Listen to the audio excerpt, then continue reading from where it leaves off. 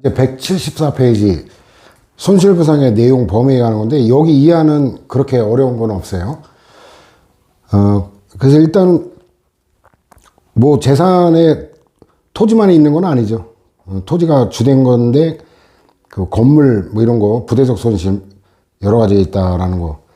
보상 대상자에 관계되는 게 토지 소유자 및 관계인인데, 관계인이란 사업 시행자가 취득하거나 사용할 토지에 관해 지상권, 지역권, 전세권, 저당권, 사용대차 또는 임대차에 따른 권리 또는 그 밖에 토지에 있는 물건에 관해 소유권이나 그 밖에 권리를 가진 자. 그래서 이 권리 목록을 일일이 다 외울 건 아니에요. 민법 공부하는 친구들은 당연히 뭐 이런 내용까지 다 알아야 되겠지만, 그냥 소유권에 한정하지 않는다.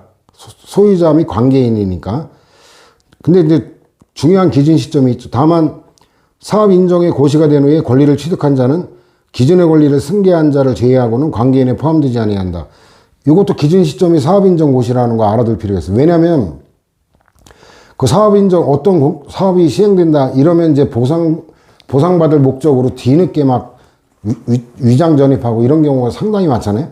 그 땅도 막 그 갑자기 그 쪼개가지고 막 지분권자가 몇만 명씩 막 생기기도 하고. 근데 그걸 막기 위한 거죠, 시점. 그래서 기준 시점인데 해당 공공사업의 시행 당시를 기준으로 판단해야 되고, 공공사업의 시행에 관한 실시계획 승인과 그에 따른 고시가 된 이상 그 이후의 영업을 위해 이루어진 각종 허가나 신고는 공공사업의 시행에 따른 제한이 이미 확정되어 있는 상태에서 이루어진 거로, 그 이후에 공공사업 시행으로 허가나 신고권자가 특별한 손실을 입게 되었다고는 볼 수 없다. 이것도 출제됐던 판례일 거예요. 그 다음에 일반 지방 산업단지. 산업단지는 이제 줄여서 산단이라 그러죠.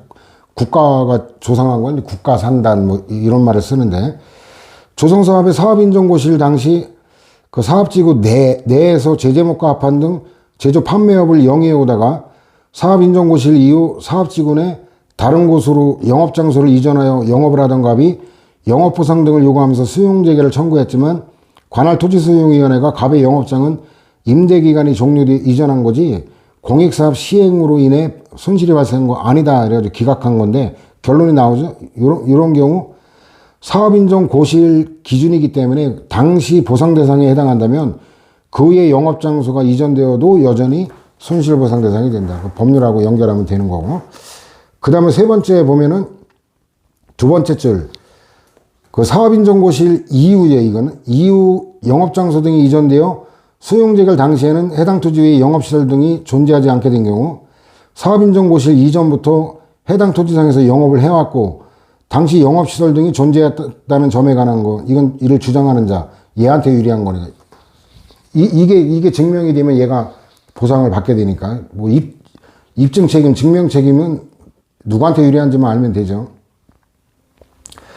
그 다음 사업시행자의 보상계획 공고 등으로 공익사업의 시행과 보상대상 토지 범위 등이 객관적으로 확정된 후 해당 토지에 지작물을 설치하는 경우, 이것도 그 후에 하는 거니까 원칙적으로 손실보상 대상이 안 된다. 뭐 당연한 거죠. 그 다음에 5번 판례 보면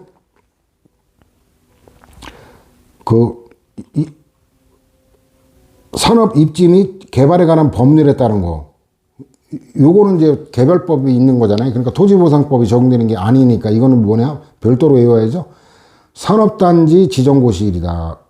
이건 개별법에 특별규정이 있는 거 사안이에요. 그 다음에 6번 보면 세 번째죠. 산업단지 지정의 효력은 산업단지 지정고시를 때 발생하고, 산업단지 개발사업의 경우 산업단지 지정고시를 손실보상 여부 판단의 기준 시점으로 보아야 된다. 그 다음 재산권인데 토지보상, 이건 아까도 봤죠. 기준은 주관적 가치 뭐 이런 거 일시적인 거 제외한다는 거고, 토지 이외에 가는 게 지상 물건에 대한 거, 이건 이전비 보상이죠. 다음에는 이제 물건 가격, 배보다 배급이 큰 경우가 여기 이제 포함되는데, 그래서 일단은 이전이 어렵거나 이전하면 종래 목적대로 사용할 수 없게 된 경우, 건축물 같은 경우 가설 건축물은 몰라도 나머지 이전이 불가능이죠. 그래서 배보다 배급이 큰 경우 포함되죠. 건축물 등의 이전비가 그 물건의 가격을 넘는 경우. 1, 2번은 그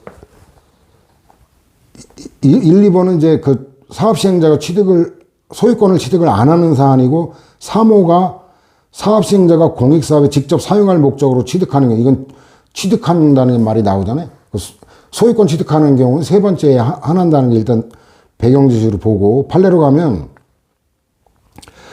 그 관계인에는 독립하여 거래 객체가 되는 정착물에 대한 소유권 등을 가진 자뿐만 아니라 당해 토지와 일체를 이루는 토지의 구성 부분이 되었다고 보기 어렵고, 거래관념상 토지와 별도로 취득 또는 사용의 대상이 되는 정착물에 대한 소유권이나 수거 철거권 등 실질적 처분권을 가진 자도 포함된다.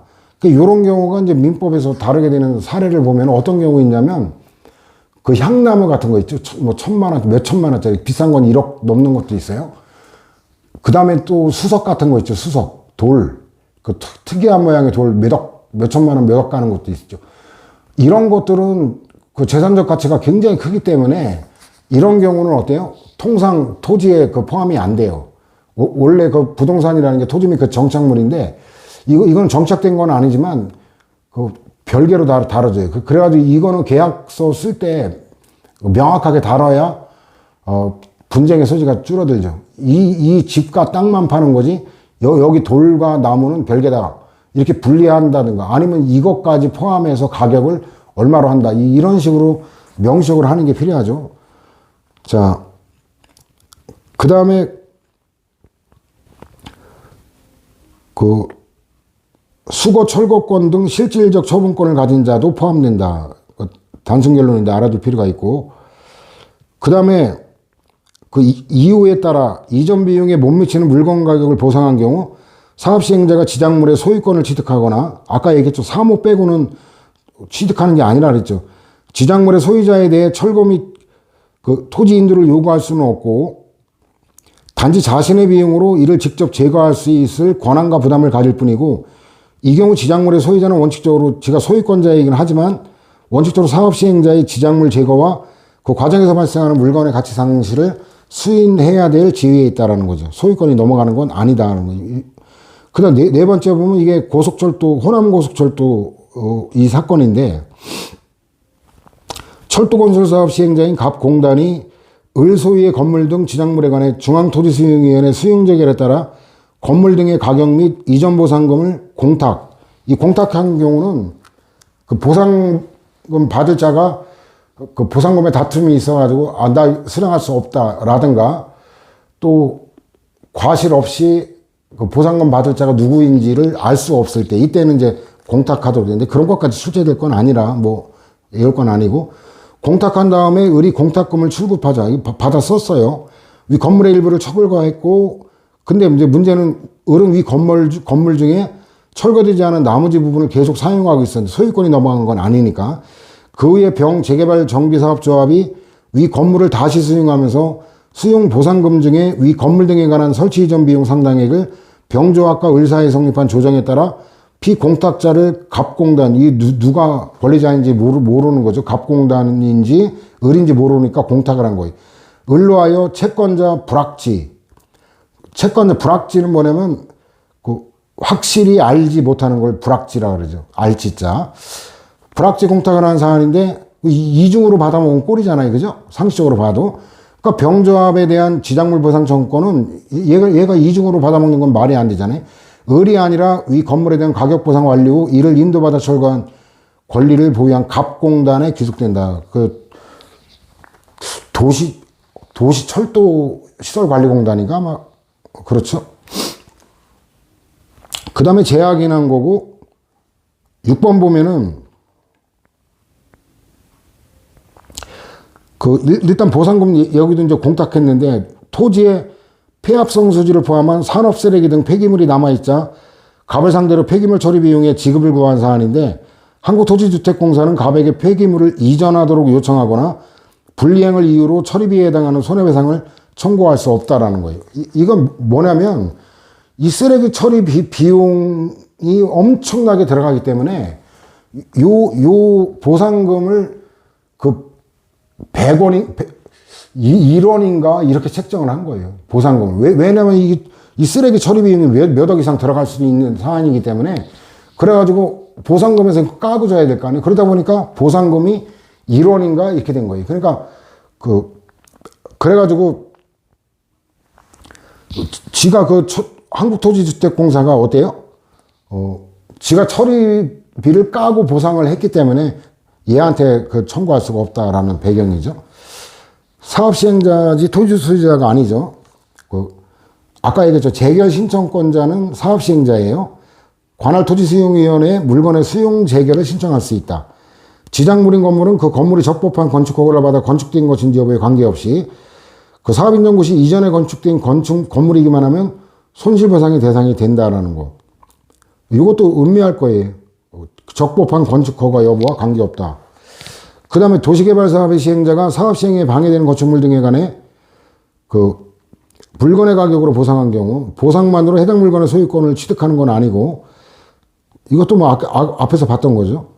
시행자가 해당 물건의 소유권을 취득하지 못한 경우 건축물 등을 이전하거나 제거할 수 있는 권한만 있다는 거죠. 농작물에 대한 손실, 그 종류에 따라 다르죠. 인삼이냐, 고추냐, 이거에 따라 가격 차이가 크죠. 성장의 정도, 가볍게 보면 돼요. 그 다음에 토지에 속한 흙, 돌, 모래, 자갈, 아까 얘기했던 거죠. 수석 같은 거. 요런 것들이 별도 거래 대상이 되는 경우. 그래서 판례를 알아두면 되는데,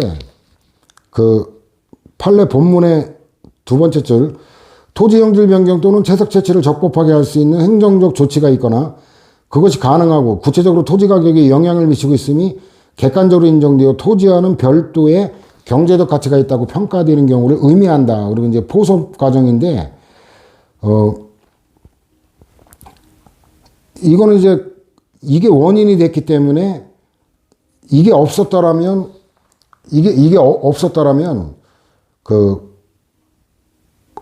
가능했다라는 이제 가정적인 논리를 동원하는 사건인데, 갑이 자신의 토지에서 토속 채취 허가를 받아 채석장을 운영하면서 이 전북 익산에 이제 한 업자인데 건축용 석재를 생산해 왔는데 고속철도 건설 사업의 시행으로 토속 채취 기간의 연장 허가가 거부됐어요. 공익사업 때문에.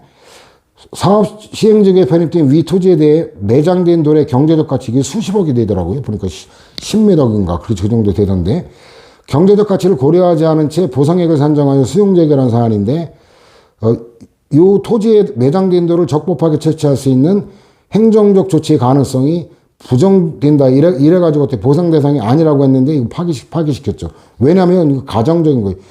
두 번째 줄 보면 토지 수용의 목적이 된 당해 공익사업의 시행으로 토지에 관한 토속 채취하거나 토속 채취 기간에 연장 허가를 받지 못하게 된 거는 얘가 어떤 불법적인 것 때문에 이렇게 된 게 아니잖아요. 그 공익사업 시행 때문에 이렇게 된 거기 때문에 이와 같은 경우까지 행정적 조치의 가능성, 토속 채취 허가 기간이 연장되는 그게 행정적 조치죠. 그 가능성을 부정해서 행정적 조치가 없거나 불가능한 거로 보아서는 안 된다라는 거예요. 이건 얘 잘못이 아니기 때문에.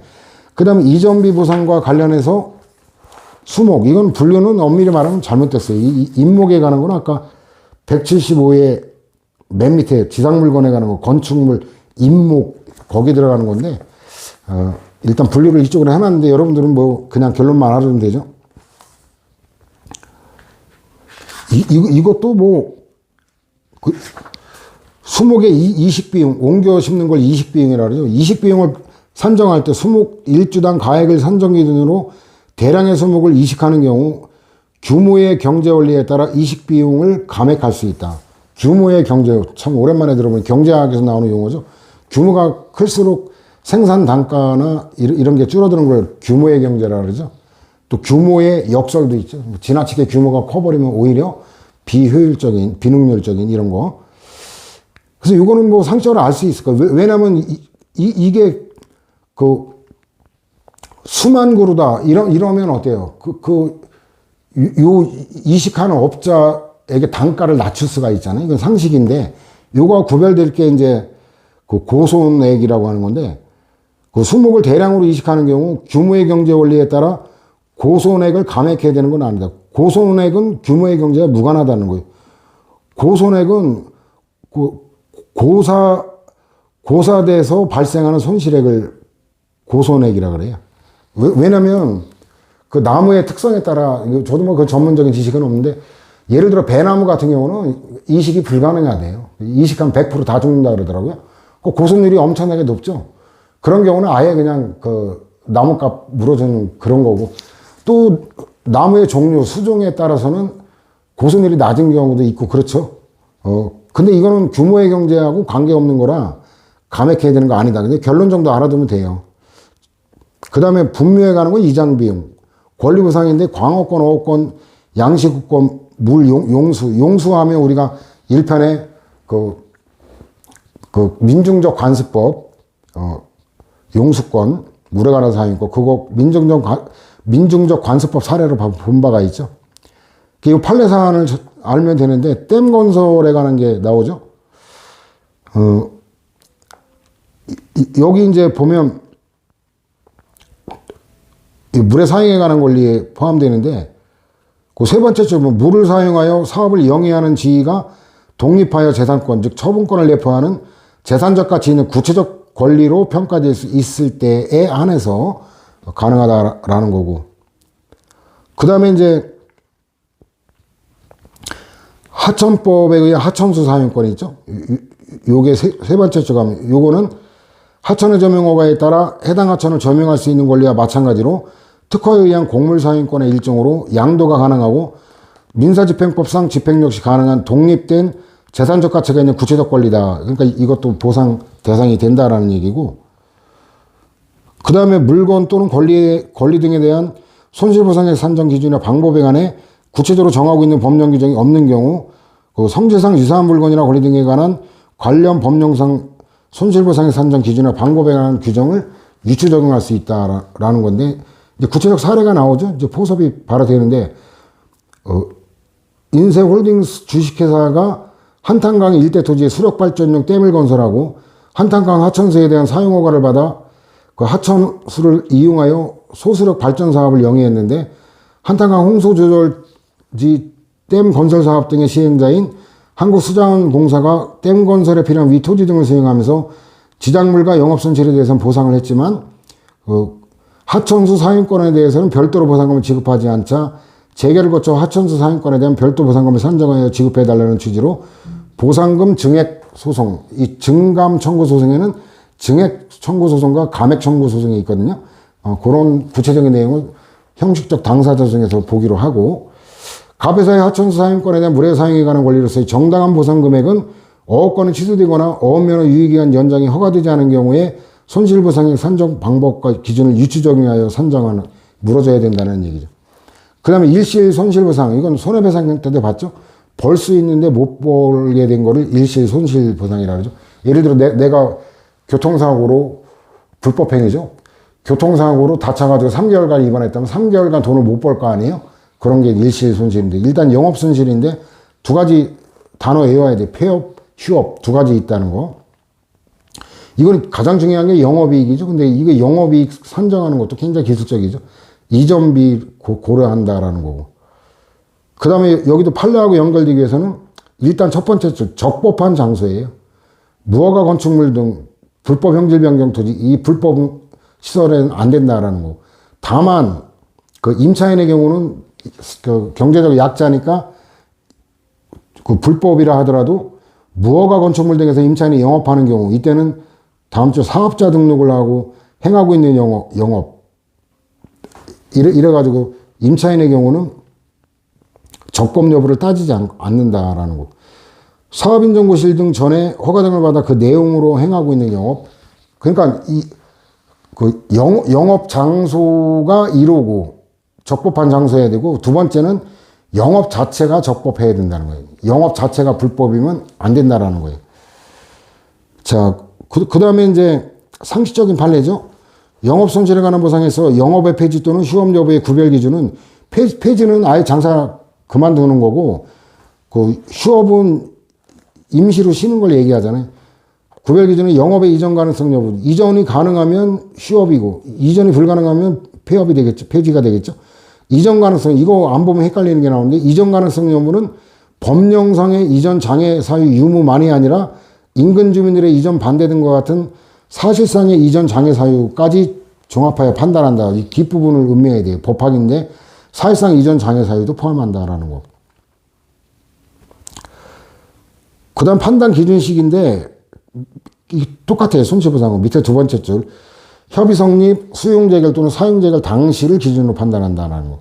그 다음 두 번째 줄 보면 영업상 손실이란 수용 대상이 된 토지 건물 등을 이용하여 영업을 하다가 토지 건물 등이 수용됨으로 인하여 영업을 할 수 없게 되거나 제한을 받게 됨으로 인하여 생기는 직접적 손실이다라는 거죠.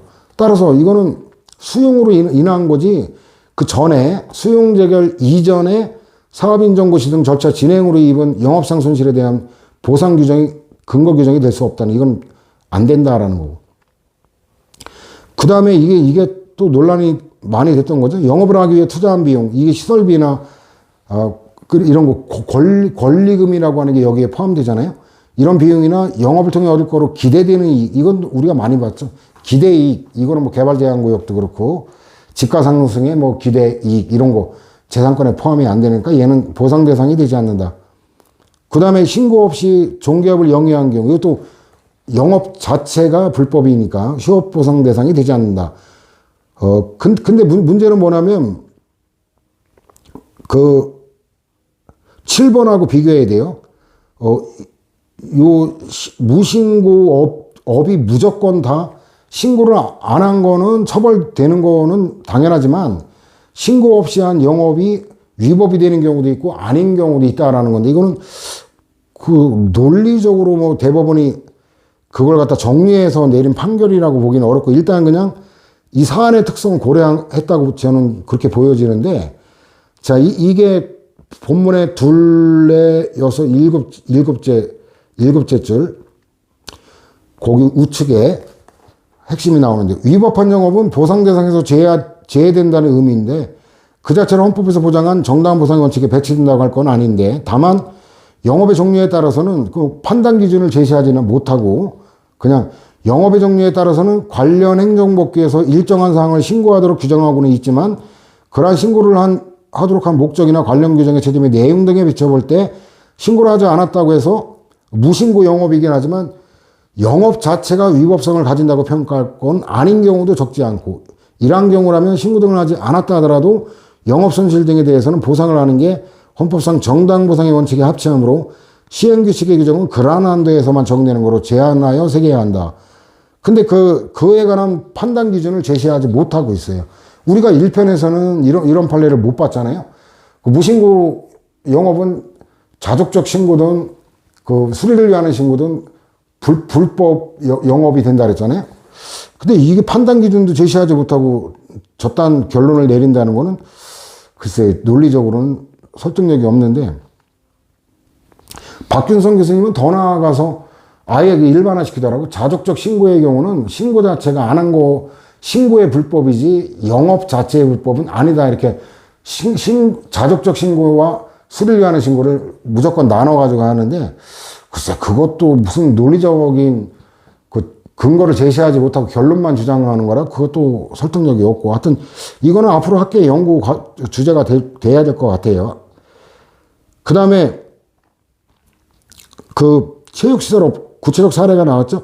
체육시설업의 영업주체가 영업시설의 양도나 임대 등에 의해 변경되었으나 그에 관한 신고를 하지 않은 채 영업을 하던 중에 공익사업으로 영업을 폐지 또는 휴업하게 된 경우 임차인 등의 영업은 보상 대상에서 제외되는 위법한 영업이 아니다. 체육시설업법 요거 사례까지 알아둬야죠. 자, 다시 올라가면은 6번. 자,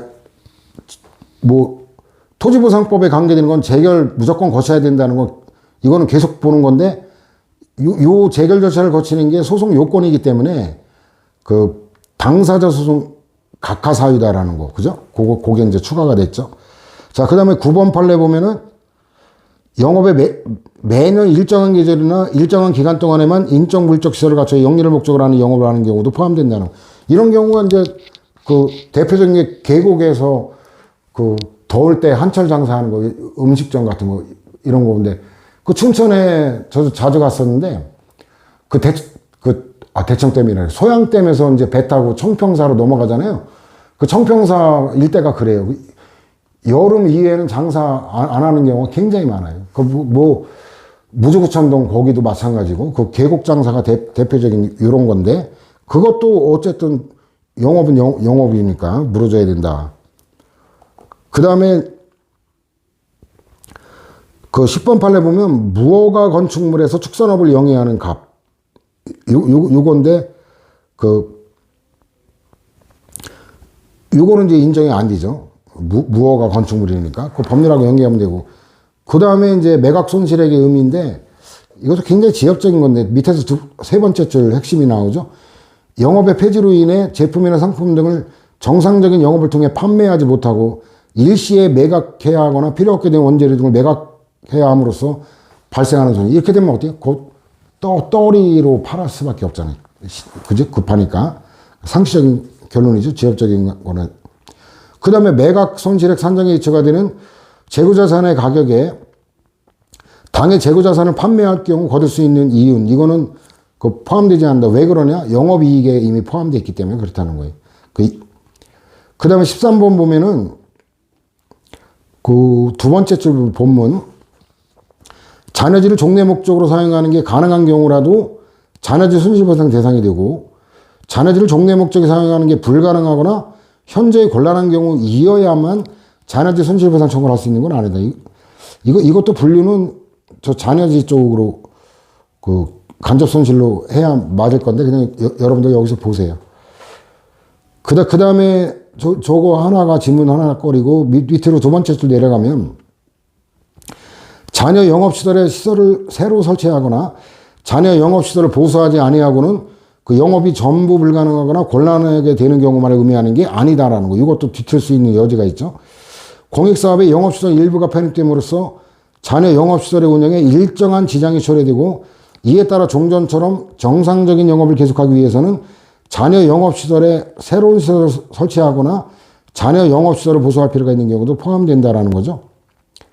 자, 그 다음에 또 중요한 판례 벌써 출제가 됐는데,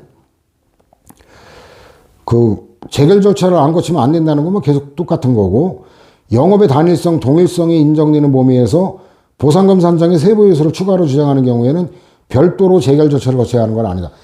이거는 좀 굉장히 전문적인 건데, 뭐냐면 보상 항목이라고 그래요. 보상 항목. 그래서 보상 항목별로 재결을 거쳐야 되는 건데, 근데 물건별로 보상 항목이 되는 게 원칙이에요. 근데 이 영업시설은 달라요. 영업시설은 영업시설 전체가 일체가 돼가지고 하나의 보상 항목에 포함돼요. 그렇기 때문에 요 영업시설 전체를 대상으로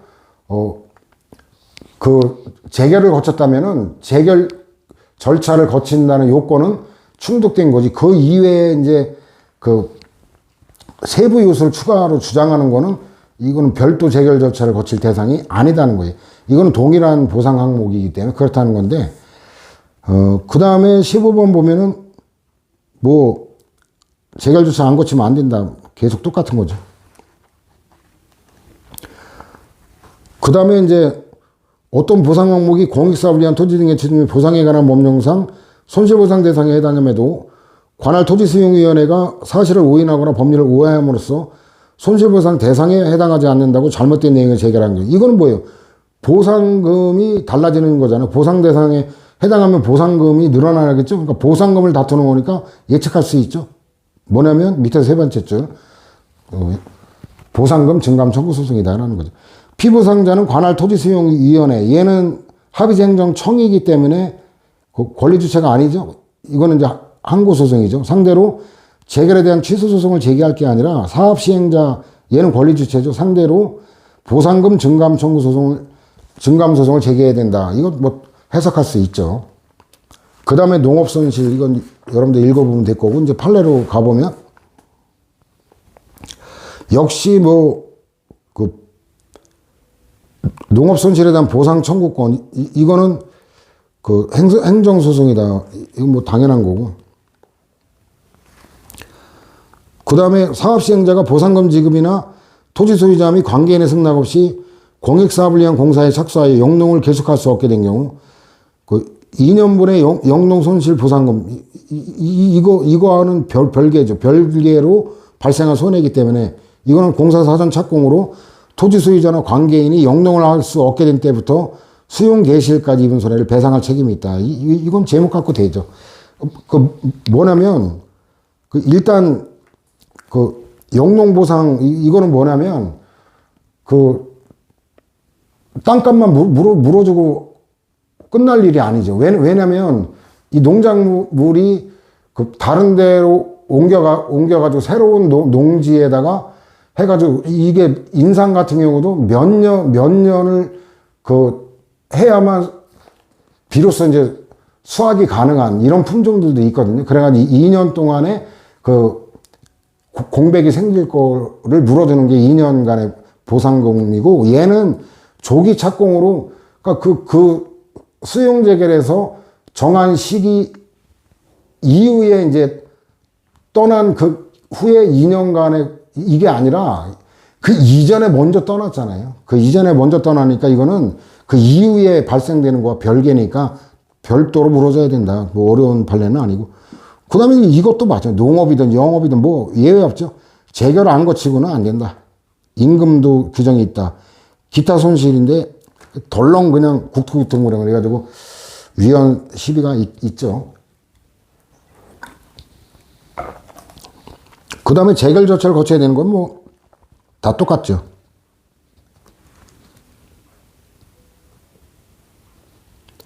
그 다음에 두 번째 보면 피수용자가 부가가치세법상 납세무자인 사업자로서 손실보상금으로 수용된 건축물 등을 다시 신축하는 게 자기 사업을 위해 사용될 재화 또는 용역을 공급받은 경우에 해당하는 경우 사업시행자에게 건축비 등에 포함된 부가가치세 상당을 손실보상으로 구할 수 없다. 왜 그러냐? 맨 밑에 줄. 그래봐야 이해는 안 될 건데 저도 안 되는데, 피수용자가 자기의 매출세액에서 공제받거나 환급받을 수 있기 때문에, 그래서 이거는 부가가치세 제도의 배경을 모르면 정확한 이해는 안 돼요. 저도 몰라요. 저 뭐 장사해본 적도 없고 부가가치세 이거 어떻게 되는지 잘 몰라요. 그래 확장 수용 보상에 관한 목록 정도 알면 돼요. 구급수험생은 목록만 알면 되는 거고, 7급수험생은 이제 강론에 가면 저 내용까지 다 알아둬야 되는 거고, 완전 잔지, 이전에 가름하는 수용, 지대 수용, 이런 것들, 상세한 내용은 강론에서 다루게 됩니다. 총론에서 다룬 것도, 잔지 수용 같은 거, 이전에 가름하는 수용, 이런 거는 이미 다뤘죠. 그 다음 손실보상의 원칙과 보상의 결정 방법인데, 사업시행자 보상의 원칙이지 국가가 하는 게 아니다라는 거죠. 그 다음에 이제 사전보상 선불이죠. 예외가, 천재지만 이때는 예외가 있고, 선불로 해야지, 이거 누가 후보를 하는 거, 예상거래하는 걸 누가 믿어요. 그 다음 현금보상의 원칙인데 예외적으로 물납이 있다. 뭐 이것도 그 정도고, 현금보상의 예외가 이제 도표 밑에 나오죠. 채권보상인데 이런 것도 뒤에서 순차적으로 볼 거고, 그 다음에 목록 정도 다 알아둬야 돼요. 내용도 뒤에 뭐 음미를 하겠지만, 개인별 보상, 개별불이죠. 손실보상은 토지 소유자나 관계인에게 개인별로 해야 된다. 이거 동네 이장님한테 전달해달라면 전달이 되겠어요? 아니면 그 다음날부터 이장님을 못 볼 가능성이 높겠어요? 당연한 거 아니에요? 근데 이제 예외가 있고, 일괄부라고 달라요. 일괄부를 한 명한테 일괄적으로 다 해서 하는 거. 그 판례도 특별할 거 없죠. 그 다음에 일시급이고, 분할급은 이자를 물어줘야죠. 그 다음에 일괄부라고 일괄보상 6번 그거하고는 달라요. 일괄부는 한 사람에게 지급하는 걸 얘기하는데, 일괄보상은, 그러니까 개별보상, 이거는 보상 대상자가 여러 명일 때 개인별로 해줘야 된다, 이런 거고, 일괄에서 한 사람에게 일괄불로 하면 안 된다라는 거고, 일괄보상은 뭐냐면 한 사람만 놓고 얘기하는 거예요. 여러 사람을 전제로 한 게 아니라, 동일한 사업지에게 보상 시기를 달리하는, 이건 동일인 소유예요. 여러 사람 전제로 한 게 아니라, 동일인 소유의 토지가 여러 개 있을 때, 한꺼번에 보상금 지급하라. 건건이 나눠서 하지 말고, 그게 일괄보상이어서 일괄부라고 일괄보상 개념을 혼동하면 안 됩니다. 그다음 사업시행 이익과 상계 안 됩니다. 이거 대등액을 까고 주는 거, 내가 줄 거 받을 거 까고 주는 게 상계인데, 상호계산 줄임말. 근데 이거는 안 된다라는 거예요. 그러니까 제목 정도 알아두면 될 거고. 그 얘가 채권 보상인데, 말 그대로 현금 대신 채권으로 주는 거죠. 이거는 돈 때문에 그렇죠. 목돈 마련이 어려우니까. 요건, 이거 외워야 됩니다. 뭐, 제가 특별히 도와줄 건 없어요. 요건 외워야 될 거고, 이 내용은 다 기술적인 거라 여러분들이 외워두면 될 거예요. 그 다음에 현물보상, 이 공용한지 공용한건이죠. 이것도 제목 정도 알아두면 될 거고, 상세한 내용은 강론에서 다룹니다. 그 다음 매수보상, 이런 것도 매수청권 인정하는 거 앞에서 내용은 봤죠. 대토보상, 근데 이게 출제가 거의 안 된다는 게 좀 제가 볼 때 되게 이상한 건데, 대체 토지. 그러니까 뭐냐면, 그, 종전 땅을 갖다 수용해서 뺏고, 그 다음에 그 인근에 대체 토지를 나눠주는 거예요. 그래서 이거는 대박이죠. 대토보상 받으면 대박이죠. 그 사업시행자 손실부담금 부담을 경감하고, 일단 그 땅으로 그 나눠주니까 현금 동원하는 그 부담에 경감된다는 거고, 토지구입 수요를 줄임으로써 인근 지역 부동산 가격의 상승을 억제할 수 있고, 토지 소유자가 개발 혜택을 일정 부분 공유할 수 있도록 하는 기능인데, 일단 현금이 원칙인데, 토지 소유자가 원하는 경우로서 사업시행자가 해당 공익사업의 합리적인 토지 이용 계획과 사업 계획 등을 고려하여 토지로 보상이 가능한 경우, 이때는 토지 소유자가 받을 보상금 중에 본문에 따른 현금 또는 채권으로 보상받는 금액을 제한 부분에 대해서 공익사업 시행으로 조성한 토지로 보상할 수 있다. 이중으로 더 물어주는 게 아니에요. 그 나머지 차액에 관한 것만 땅으로 물어주는 거고. 토지로 보상받을 수 있는 자는 대지 분할 제한 면적 이상의 토지여야 돼요. 그 지적만한 땅 그거까지 되는 건 아니다. 그 다음에 요건 보면은 뭐 토지로 보상이 가능할 때 된다는 건 당연하고, 그 다음에 금액 범위는 그 차액 그것만 대상이 되는 좀 상적인 얘기고, 일반 분양 가격으로 한다라는 거고, 원가로 하는 게 아니다. 우리가 이주 대책에는 그 투입 비용 원가만을 부담을 한다 그랬잖아요. 근데 이거는 원가가 아니라 일반 분양 가격. 그래서 원가 그 함정을 갖다가 여러분들이 파봐야 원가밖에 없어요. 토지를 보상하는 면적은 뭐 특별할 내용이 없고, 전매 제한 제목 정도 알면 되고, 현금으로 보상할 수 있는 경우는 대토 보상이 불가능하면 어쩔 수 없죠. 그 다음에 토지 소유자에게 부득이한 사유가 있는 경우, 이런 정도지, 출제가 좀 잘 안 되기 때문에 뭐 저런 정도로 정리하면 될 것 같고. 그 다음 보상의 결정 방법이, 일단 협의 절차는 반드시 거쳐야 돼요. 이게 안 될 때 이제, 행정심판, 이렇게 가는 거고. 자, 사업시행자는 토지 등에 대한 보상에 관해 토지 소유자 및 관계인과 성실히 협의하여야 한다. 여기서도 여러분들 그 개념을 나눠봐야 되는데, 협의는 절차적 용어고, 합의라는 건 결과를 얘기하는 거거든요. 협의를 거쳐야 될 의무가 있는 거지, 합의를 봐야 될 의무가 있는 게 아니거든요. 그걸 주의해야 돼요. 협의하여야 하며, 사업시행자는 협의가 성립된 때에는 토지 소유자 및 관계인과 계약을 체결해야 되는데, 이게 협의 취득이죠. 그래서 법적 성질, 판례는 사법계약, 이렇게 다수설은 공법계약. 이건 뭐 1편에도 봤고 2편에도 봤죠. 그 다음에 협의가 성립되지 아니한 경우에 관한 드문 판례인데, 토지 소유자 등이 손실보상 대상에 해당한다고 주장하며 그 보상을 요구하는데도 사업시행자가 보상 대상자에 해당되지 않는다면 보상 대상에서 제외함, 협의를 하지 않아. 그럼 결국 어때요? 협의가 성립이 안 된 거죠. 협의가 성립됐다는 얘기는 합의를 얘기하는 거죠. 합의가 안 됐다는 거죠. 한쪽은 보상 대상자라고 주장하고, 사업시행자는 보상 대상자가 아니라고 하니까 뭐 당연하지. 이건 뭐 틀릴 수가 없는 판례인데, 그 다음에 이제 협의가 성립되면 거기서 끝나는 거고, 그 다음에 이제 관할 토지수용위원회 확인을 받으면 재결과 같은 효력으로 간주하는 규정인데, 그런 구체적인 내용은 강론에서 다룹니다. 그 행정청에 의한 결정인데, 그 토지수용위원회 이건데, 그 협의가 이루어지지 않으면 행정청의 일방적 결정이나 재결에 의해 결정되는 건데, 재산권의 제약, 그 침해와 보상을 같이 결정하는 게 토지수용위원회고, 그 침해가 아니라 보상액만 결정하는 경우도 있다. 이게 일반 논으로 알아두면 될 거고.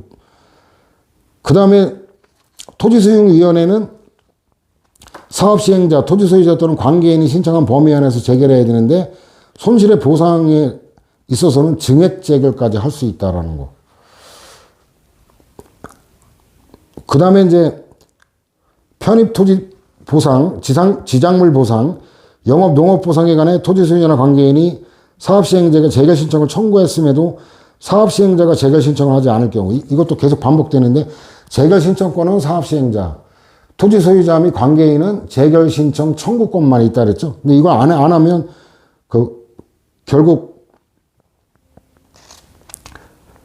그 사업 시행자에게 재결 신청할 의무가 있는지 이거는 본안의 문제지 소송 요건 심사 단계에서 할 건 아니다.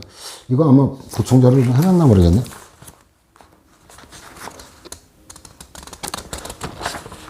보충 자료 9페이지에 보충자료 9페이지에 보면 자연공원법에 관한 거, 이거 일반적 제한이라는 거. 그 다음에 개발 부담금에 관한 건데, 첫째 판례는 상식적인 얘기죠. 개발 이익을 실제에 가깝도록 산정해야 된다. 그 다음에 네 번째, 이거 되게 헷갈려요, 안 보면. 혁신도시 개발 사업은 국책 사업이잖아요. 그런데도 여기도 개발 부담금 부과 대상 사업이다. 이거 안 이으면 되게 헷갈리죠. 그 다음에 175 관련해 가지고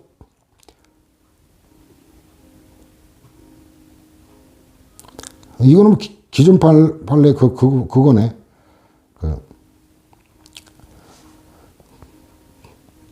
그 다음에 이제 182쪽 관련되는 건데, 이 행정소송이라고 하는 걸 조금 부연했죠. 수산업법에 의한 손실보상 청구권이나 손실보상 관련 법령의 유추정의한 거, 이거는 뭐 계속 반복되지만 민사소송이고, 토지보상법, 그 판례가 가끔 공익사업법이라고 줄여부르기도 하는데, 그 판례 주리적 입장은 이제 뭐 줄임말이 뭐 축소되는 건 아니지만 토지보상법이라는 줄임말을 더 많이 써요. 어업에 대한 손실보상 청구권은 이거는 얘기했죠. 토지보상법의 거는 공권 당사자 소송이라 그랬죠.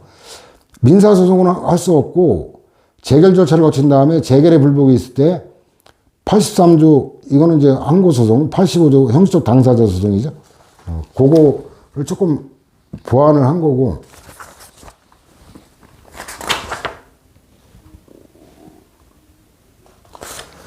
그 다음에 한국수자원공사법에 따른 사업을 수행하기 위한 토지 등의 수용 또는 사용으로 손실을 입게 된 토지 소유자나 관계인이 토지보상법에 따라 한국수자원공사에 재결 신청을 청구할 때 기간에 관한 게 나왔죠. 사업 실시계획 승인할 때 정한 사업 시행 기간 내에 해야 한다. 이건 이런 판례 최초로 판시한 건 외워둘 필요가 있어요. 재결 신청은 사업 시행자만의 권리고 재결 신청 청구가 토지 소유자면 관계. 이건 제목 정도 외우면 될 거지 뭐 숫자까지 나올 것 같지는 않고. 자, 이의 신청, 이게 행정심판이에요. 아까 재결 신청에서 나온 게 수용재결인데, 수용재결은 재결이란 말을 쓰지만 행정심판 재결이 아니고, 이의 신청을 거쳐 나온 이의재결, 그게 행정심판 재결이거든요. 이것도 상세한 거는 소송에서 다룰 거예요. 그 다음에 이제 지방토지수용위원회 재결, 이게 이제 주석 달자면 이게 수용재결로 원처분이에요. 이의가 있는 자는 당해 지방토지수용위원회를 거쳐 중앙토지수용위원회에 이의를 신청할 수 있다. 근데 이게 190조 관련해가지고 보충자료, 그 판례사안, 그 12페이지 판례사안 이게 추가가 된 건데,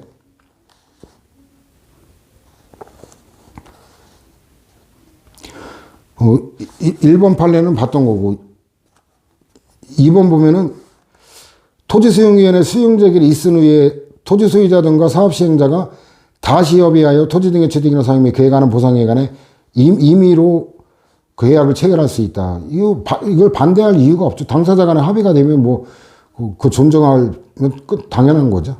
그 다음에 협의 취득을 원인으로 소유권 이전 등기를 마쳤죠. 근데 갑이 수용재결의 무효확인 판결을 받더라도 토지 소유권을 회복시키는 게 불가능하고, 왜? 그 협의 취득을 원인으로 소유권 이전 등기를 했기 때문에 다른 원인이잖아요. 그 소유권 취득의 원인이 협의 취득을 원인이니까 수용 재결을 효력 상실시키더라도 협의 취득을 원인으로 한 저게 유효하기 때문에, 그죠? 그러니까 회복할 수 있는 게 없다. 협의소에게 관한 거고. 그 다음에 이제 불복 방법에 관한 거.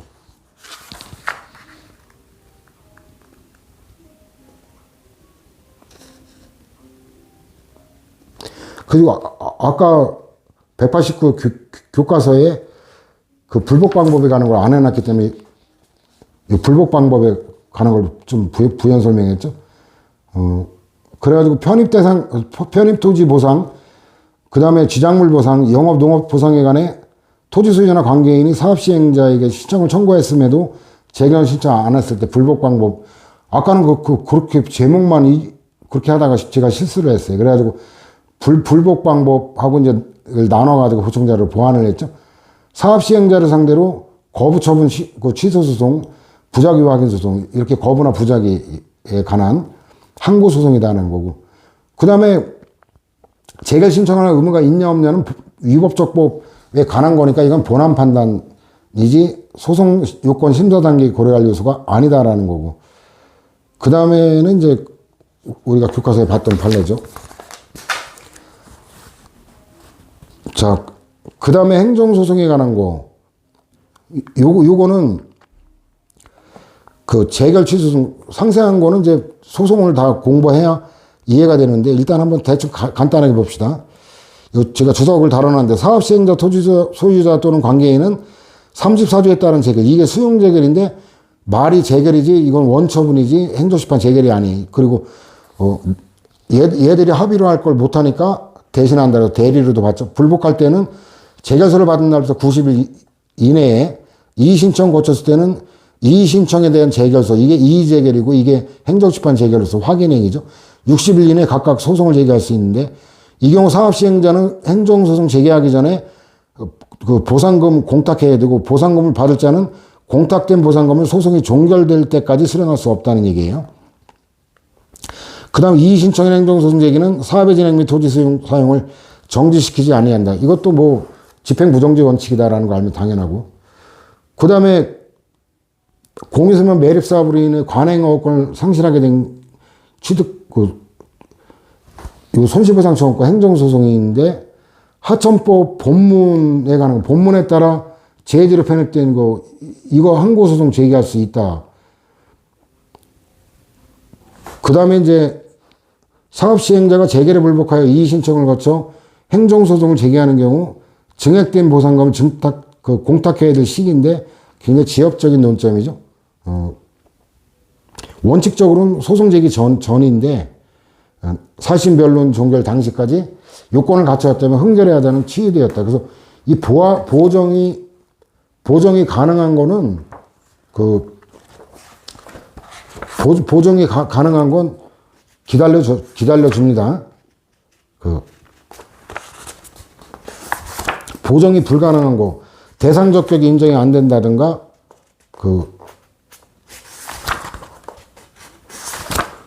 제소기간이 지났다는 거, 이건 기다려줘봐야 가능한 게 아니죠. 그럴 때는 그냥 바로 각하시키는 거고.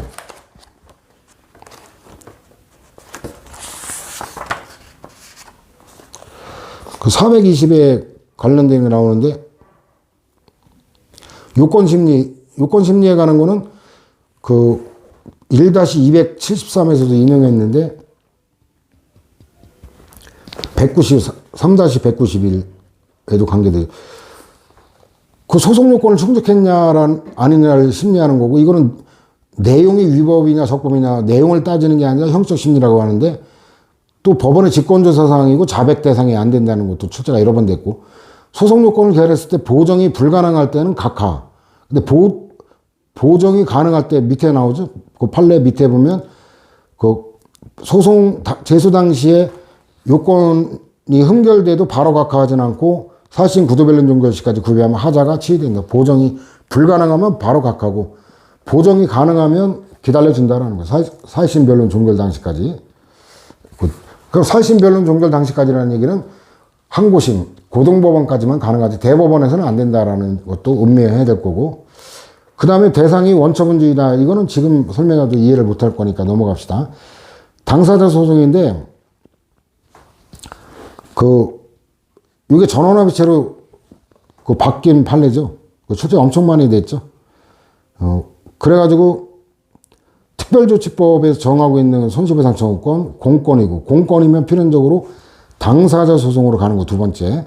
그 다음에 세 번째인데 명시적인 보상 규정이 없더라도 보상해야 된다. 이런 판례는 앞에서도 봤죠. 그 정도로 넘어가고 그 다음 네 번째 판례 보면 보상액 평가 기준 시기에 관한 건데 본문의 세 번째 줄 보상을 위한 감정평가 당시 가격을 기준으로 보상액을 산정하는 게 원칙이지만 하천에 편입된 토지의 경우에는 이용 상황이나 해당 토지에 대한 공법상 제한 등에 비춰 가격 변화가 크지 않은 게 일반적이기 때문에 특별조치법 시행일 이후의 시점을 기준으로 보상액을 산정하더라도 특별한 사정이 없는 한 위법하다고 볼 건 아니다. 굉장히 지엽적인 거라 아직 출제는 안 됐어요. 국가가 진정한 소유자가 아닌 자를 하천 편입 당시의 소유자로 보아 손실보상금을 지급한 경우 이거는 이제 채권의 준점유자. 이건 뭐냐면 진정한 채권자는 아닌데 채권 증서를 갖고 있거나 이런 경우는 외관으로는 얘가 채권자로 볼 여지가 있죠. 그런 거에 관한 규정인데 이것도 주된 논점은 민법이라 출제안에서 높지는 않은데 손실보상과 관련되기 때문에 배제할 수도 없어요. 그냥 알아둘 필요가 있다라는 얘기예요. 진정한 소유자에 대한 손실보상금 지급 의무를 면하지 않고 국가가 하천 편입 당시 진정한 소유자가 손실보상 대상자라는 걸 전제로 손실보상 청구권이 자신에게 귀속되는 것 같은 외관을 가진 자에게 손실보상을 지급했고 지급에 과실이 없을 때 요런 때에 한해서만 채무를 면한다라는 거.